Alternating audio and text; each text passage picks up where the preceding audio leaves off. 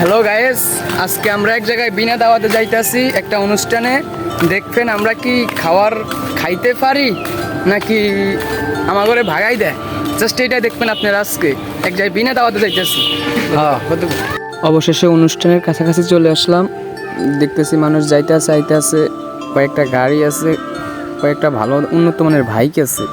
চলে এলাম একবারে প্যান্ডেলের সামনে। এই জায়গায় আইসে দুই বড় ভাইয়ের সাথে দেখা হইলো। বড় ভাইদের বলছিলাম কিছু বলো আমার ভিডিওতে, ওরা বলতেছে যে শরম পাইতেছে ওরা।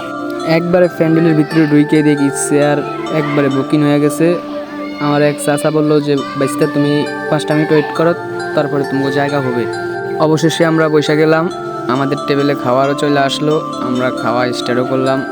জাস্ট আমার ভাগ্য বেশি ভালো ছিল না, আমার প্লেটে একটা হাড্ডি আর একটা মাংস পড়লো। বন্ধুরা আবার বলতেছে বন্ধুদের একটু ভিডিওতে দেখাইতাম, তাই একটু দেখাইলাম সবাইকে। আমার এই ফেভারিট বন্ধু, ওর হাতে 3টা মাংস পড়লো। আমার বন্ধু 3টা মাংস দিয়ে যে হারে ভাত খাওয়া শুরু করলো, পুরো বলে কাছে টাইনা নিল। ওই 4বার ভাত খেয়েছি, কীভাবে সম্ভব? আমি 2বার খাই, একবারে হেডমেট টাল হয়ে গেছে। কীভাবে 4বার ভাত খেয়েছি আমি নিজেও জানি না।